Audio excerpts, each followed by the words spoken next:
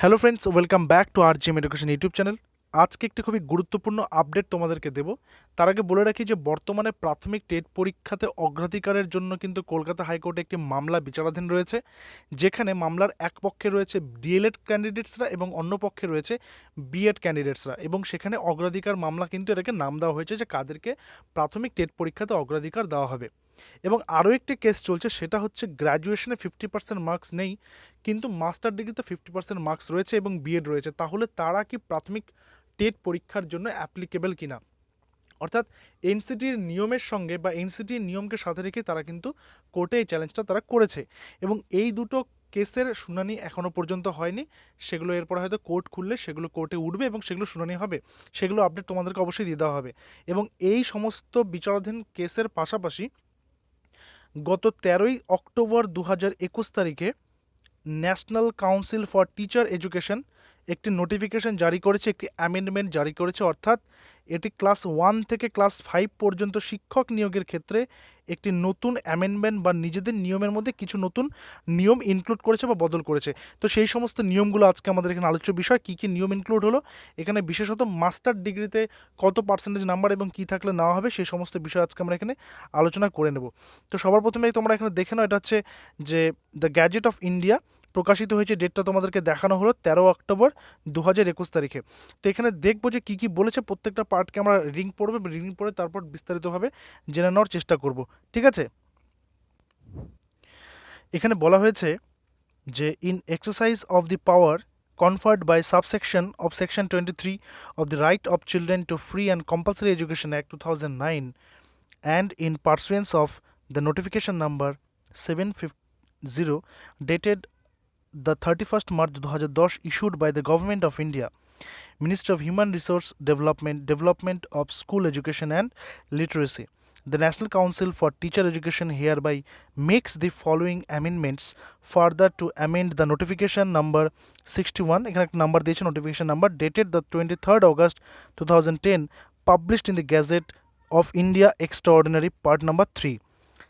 এখানে যে এই পার্টটা যে বলা হয়েছে যে ডেটেড 25 অগস্ট 2010, অর্থাৎ 2010-এ শিক্ষক নিয়োগের ক্ষেত্রে যে নতুন নিয়মটা এনসিটি পাবলিশ করেছিল, সেটাতে যে কিছু অ্যামেন্ডমেন্টগুলো করছে, সেই অ্যামেন্ডমেন্টগুলোর কথাই কিন্তু এখানে উল্লেখ রয়েছে। সেগুলো আমরা এক এক করে এবার জেনে নেব।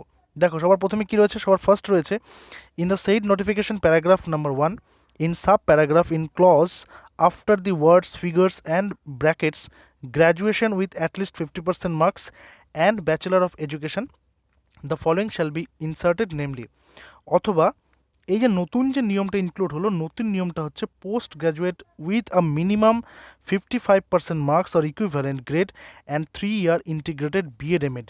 দেখো এই পার্টটা কি বলেছে, বিএড এমএড, অর্থাৎ বিএড এমএড যদি 3 বছরের কোর্স করা থাকে কারো ইন্টিগ্রেটেড কোর্স, অর্থাৎ 2 ইয়ার্স বিএড এবং 1 বছরের এমএড করা থাকলেও হবে, অথবা যে ইন্টিগ্রেটেড কোর্সটা রয়েছে অর্থাৎ বিএড এবং এমএডকে একসাথে মার্চ করে যে ইন্টিগ্রেটেড কোর্সটা রয়েছে, যেটাকে বিএড এমএড কোর্স বলা হয়, সেই কোর্সটা এবং তার পাশাপাশি পোস্ট গ্র্যাজুয়েশন বা এমএতে বা এমএসসিতে বা এমকমে যদি 55% মার্কস থাকে, তাহলে কিন্তু তারা এই পরীক্ষার জন্য অ্যাপ্লিকেবল।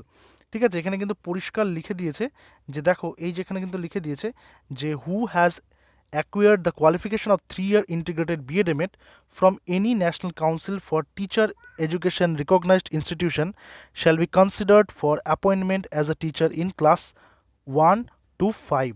ঠিক আছে, অর্থাৎ যাদের গ্র্যাজুয়েশন নয়, পোস্ট গ্র্যাজুয়েশনে 55% মিনিমাম মার্কস রয়েছে এবং 3 বছরের ইন্টিগ্রেটেড বিএড এমএড কোর্স করা রয়েছে, তারা কিন্তু এবার থেকে তারাও প্রাইমারি টেট পরীক্ষাতে বসার সুযোগ কিন্তু পাবে। এবং তারা যদি পরবর্তীকালে সিলেক্টেড হয়, তারা যদি টেট পরীক্ষা পাস করে, তারপরে পরবর্তী ফার্দার সমস্ত যদি তারা পাস করে, তারা যদি চাকরি জয়েন করে, তবে তাদের কী করতে হবে, provided that the person so appointed as a teacher shall mandatorily undergo a 6 months bridge course in elementary education recognised by National Council for Teacher Education. অর্থাৎ তাদেরকে কি করতে হবে, তাদেরকে একটি 6 মাসের অতিরিক্ত ব্রিজ কোর্স কিন্তু করতে হবে, যাতে করে তারা এলিমেন্টারি এডুকেশনের ব্যাপারে 6 মাসের ব্রিজ কোর্স করে ইনক্লুড করতে পারে। তো এতদিন কিন্তু এই পার্টটা ছিল না, এর আগে যতগুলো অ্যামেন্ডমেন্ট এসছে এখানে কিন্তু বিএড এমএডের ইন্টিগ্রেটেড কোর্সটা কিন্তু ছিল না, সেটাকে কিন্তু নতুন করে এবার ইনক্লুড করা হলো।